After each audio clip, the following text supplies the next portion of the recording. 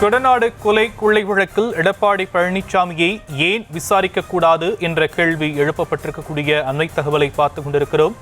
கொடநாடு கொலை கொள்ளை வழக்கு தொடர்பாக எடப்பாடி பழனிசாமியை ஏன் விசாரிக்க கூடாது என்ற கேள்வி தற்போது எழுப்பப்பட்டிருக்கிறது.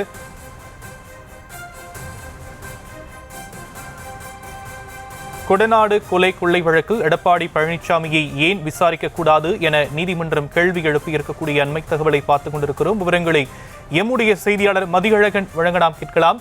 மதியழகன், மேலும் விவரம்.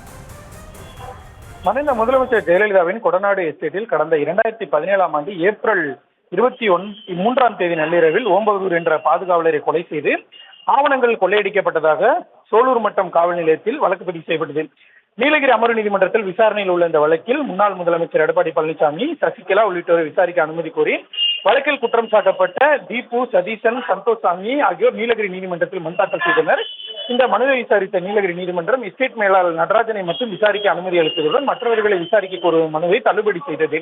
இந்த உத்தரவை ரத்து செய்ய கோரி தீபு, சதீஷன், சந்தோஷ்சாமி ஆகியோர் சென்னை உயர்நீதிமன்றத்தில் மறு ஆய்வு மனு தாக்கல் செய்துள்ளனர். அதில் ஜெயலலிதாவின் மரணத்துக்கு பின் நடந்த கொள்ளையில் கொடநாடு எஸ்டேட்டில் இருந்து காணாமல் போன பொருட்கள் எவை என்பது பற்றி சசிகலா, இளவரசிக்கு தான் தெரியும் எனவும் புலன் விசாரணை குழு வெளிப்படையான விசாரணை மேற்கொள்ளவில்லை எனவும் முக்கிய குற்றவாளிகளை விட்டுவிட்டதாகவும் அந்த மனுவில் தெரிவிக்கப்பட்டுள்ளது. இந்த மனு நீதிபதி பி. வேல்முருகன் முன்பு விசாரணை தரப்பில் ஆஜரான வழக்கறிஞர் கொடநாடு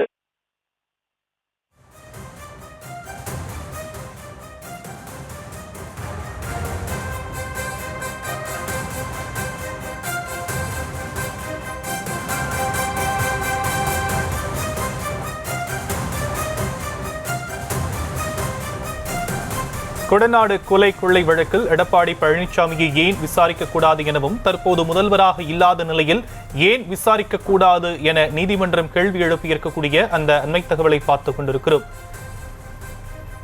கொடநாடு கொலை கொள்ளை வழக்கு தொடர்பாக எடப்பாடி பழனிசாமியை ஏன் விசாரிக்க கூடாது எனவும் தற்போது முதலமைச்சராக இல்லாத நபரை ஏன் விசாரிக்க கூடாது என நீதிமன்றம் கேள்வி எழுப்பியிருக்கக்கூடிய அந்த அண்மை தகவலை பார்த்துக் கொண்டிருக்கிறோம்.